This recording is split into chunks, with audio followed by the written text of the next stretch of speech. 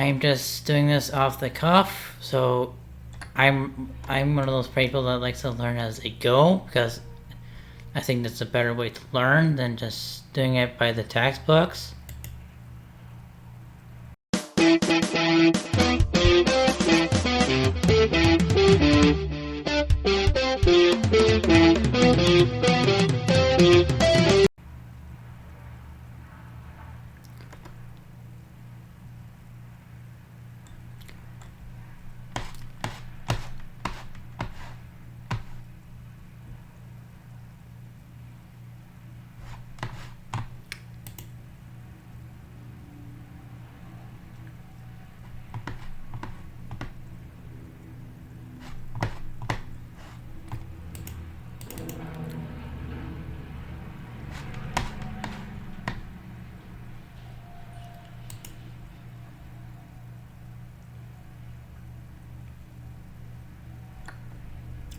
I kind of loaded the animation. I think that's going to be probably in the backpack or some sort of player area.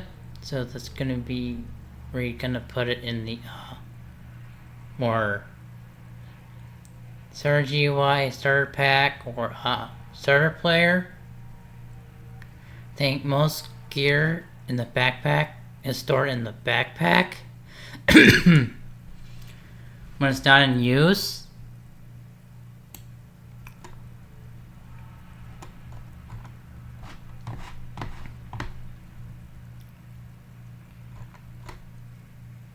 I think working with the player character is a little bit trickier on Roblox.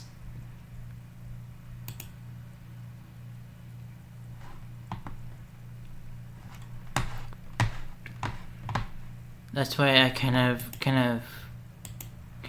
use more of the team create when I create games.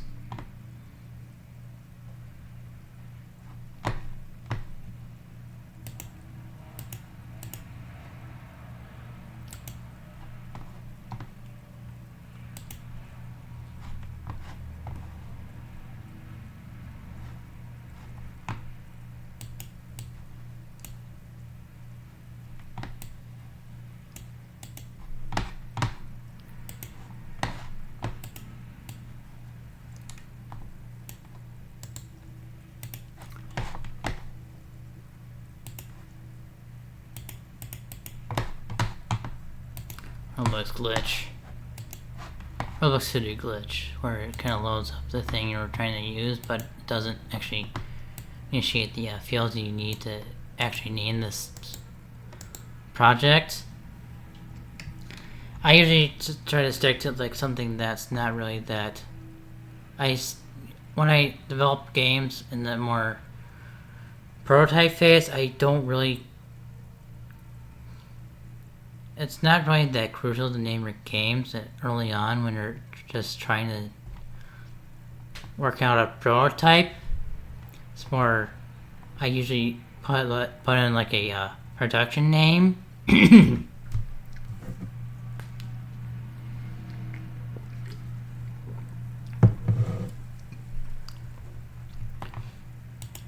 I only change the name closer to like it's being done. But for this, I'm probably going to use like one of my more common project style names. And so I don't have to just think about the trademarks at this point in time, because I don't really use that name in the actual public phase of the game.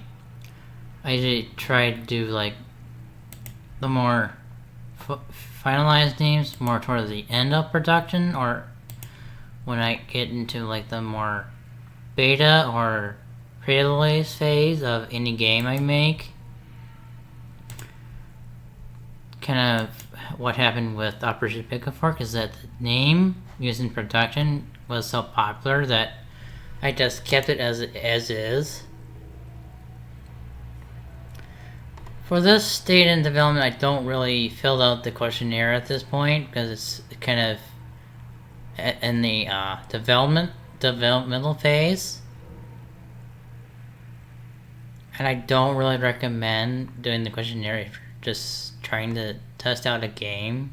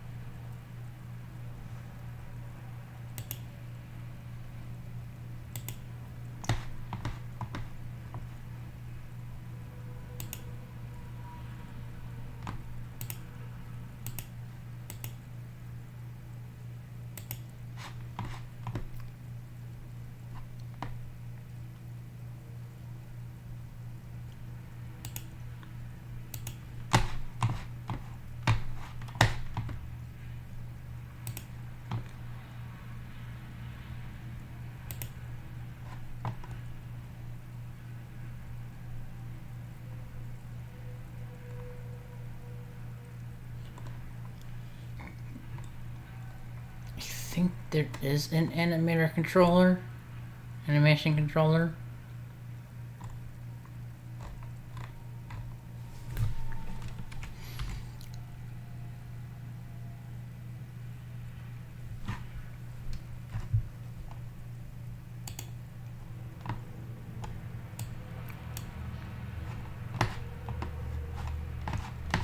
You might want to use one of those model swords for this demonstration.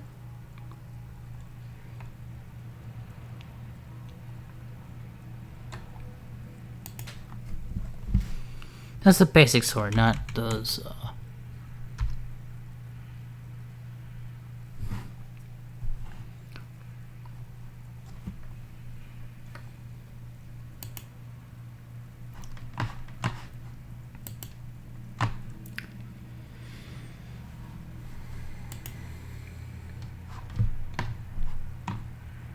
This is the Link sword. This is one of those common swords you can use.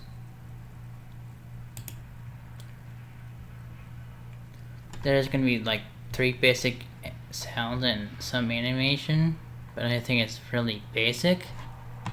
If you want to kind of get to more of the more advanced swords that have like the cool animations, you're probably gonna use like the Mad Blaster swords or the brick battle ones from the game, or the Mad Murderer.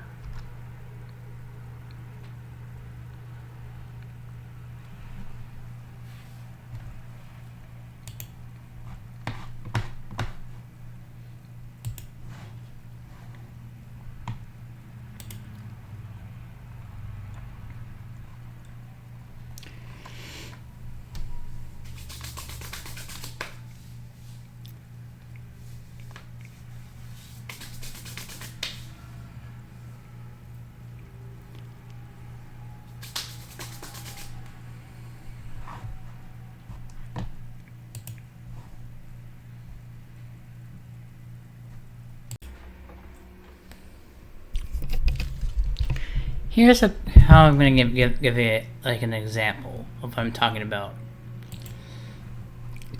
In Roblox, there is usually a server side and a client side.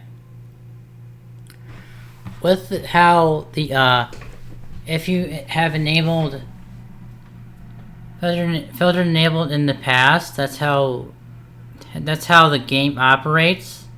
With the filter enabled thing on, is that most of the things that rely on the server side still work, but there's a communication requirement between the server and client to kind of make sure the communications come from the server and the client sides without the possible exporter or hacker knowing that they're affecting the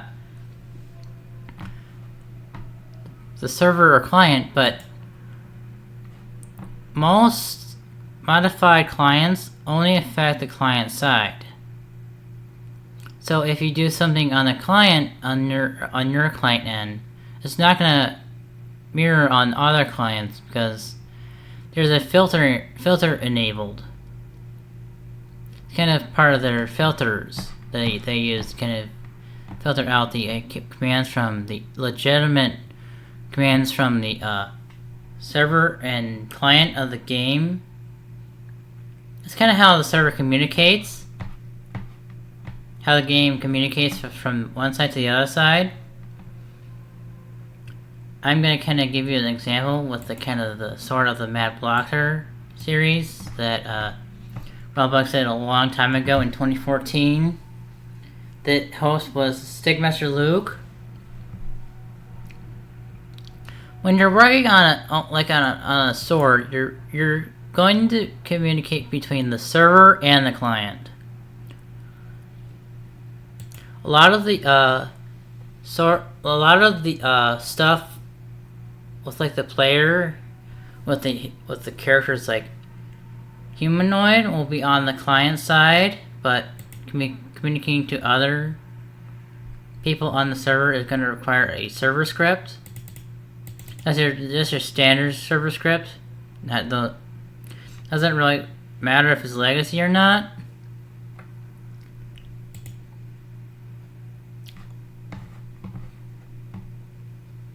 But what I recommend when you're testing a game with kind of the server client side testing, what I recommend is doing either the local server, the test, team test, not the standard one you get with the play button over here. It's a button with the server icon on it. That's the one you're probably gonna use more because it kind of mimics how Roblox works in its entirety. See, it's first gonna just generate a server, and you kind of want to have like one to two characters. This will work with anything that requires both the communication of the server and client.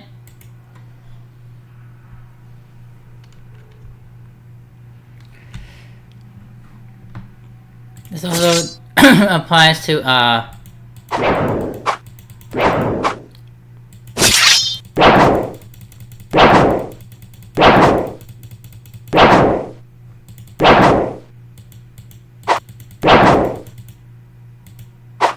that includes like animations. I think swords do rely on the more server side because you actually can see it move. This part of its function. But if you do like a ranged weapon,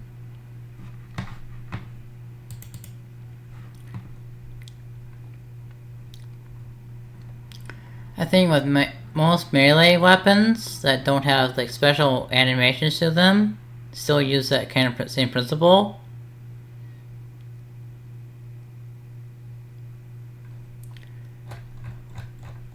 I think this sort works with R6. It's not really good for like things with R15.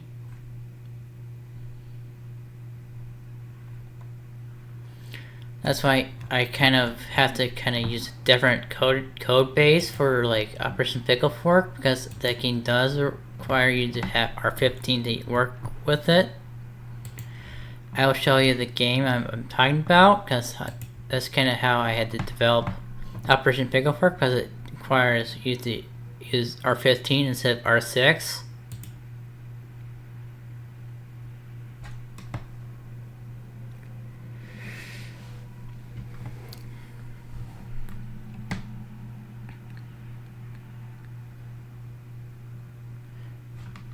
It's kind of why when I coded Operation Pickle Fork, I relied on more of the R15 model of the character and avatar, so the R6.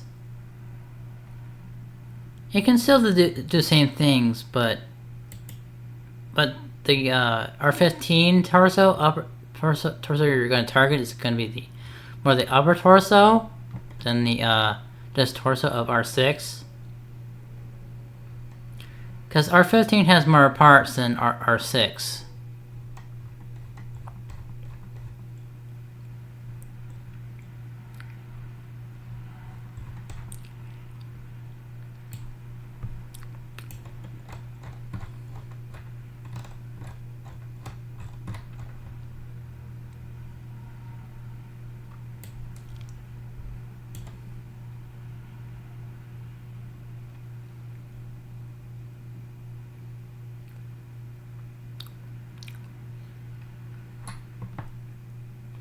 I can kind of show you the kind of scripts in the reactor model of the game.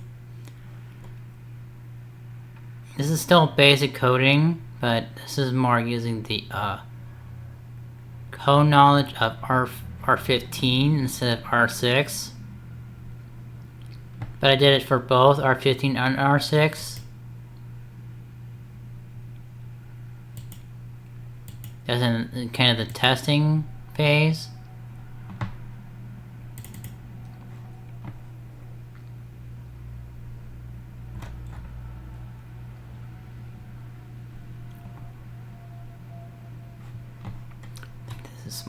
I think this is more the inner area. This is the core. I think this is more the inner workings and stuff. This is probably what you're looking for. This works with R15 and R6. I think the main difference between working with R6 and R15 is the torso is named differently, but everything else remains the same.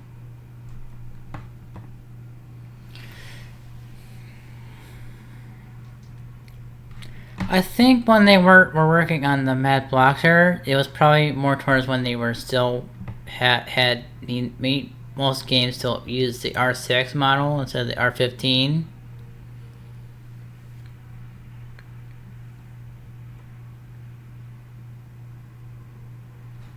Just keep an eye on.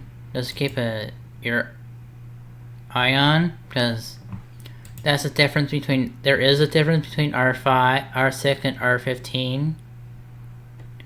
But I mainly think that the torso was named differently because they're working with more parts than the R6 model.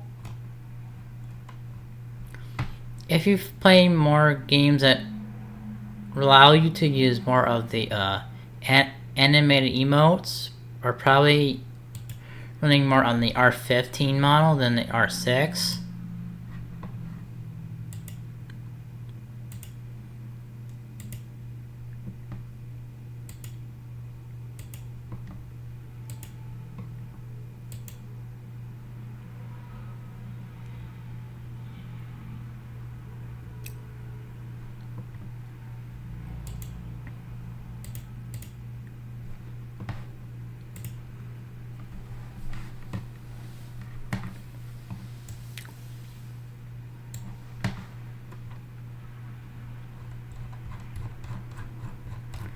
I think the one item I did in this game is more of a more cosmetic item. So it kind of relied on more of the server side scripts to work. Kind of the cranberry sauce.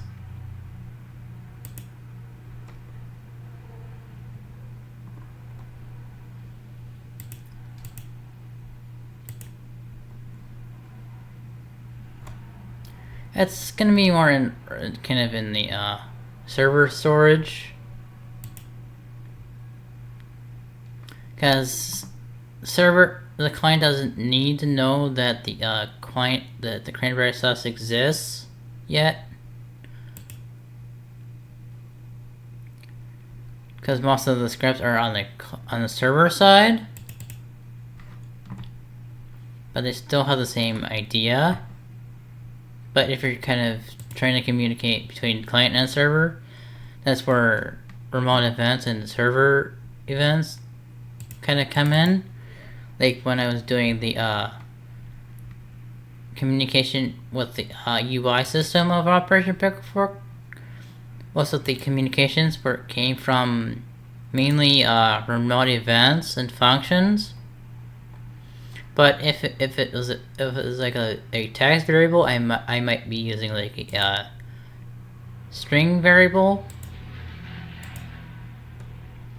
But I mainly do that on the server side mainly, because that's where the communications are coming from.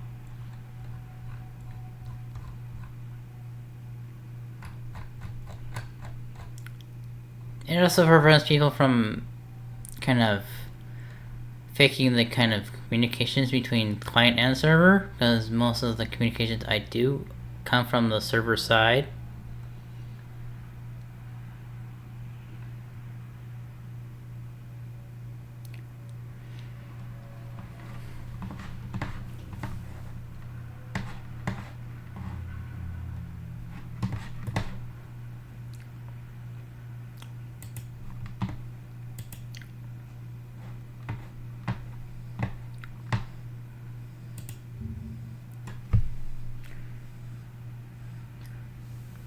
Most of the UI will be on the client side.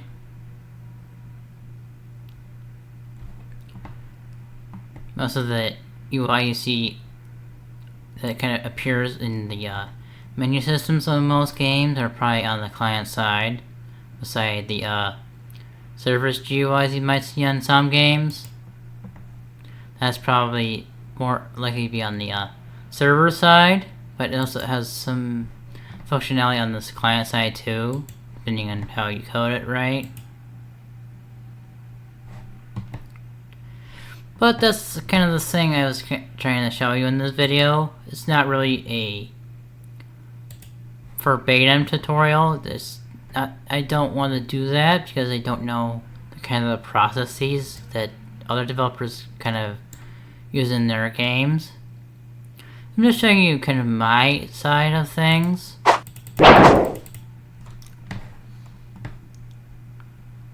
I think this sort kind of is I think the more mad blocker swords work with more R6 and R15. That's what the animations don't work on the model sometimes.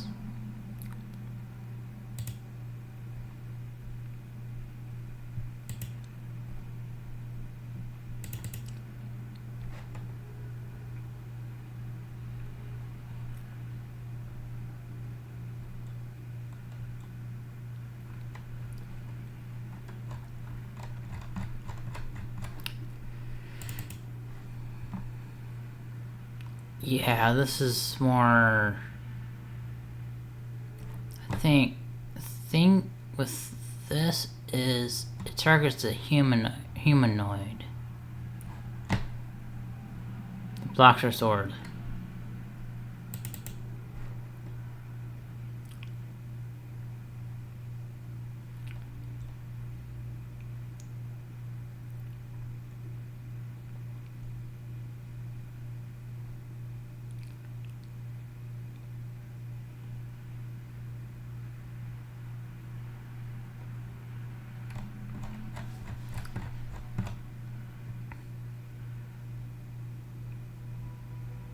I think the animations in this might only work on R6.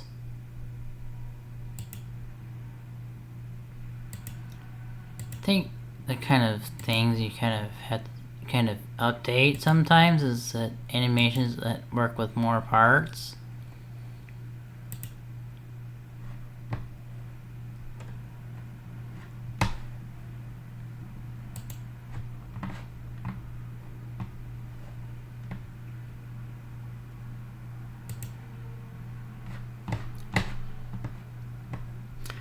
But I think that's kind of the point of this video.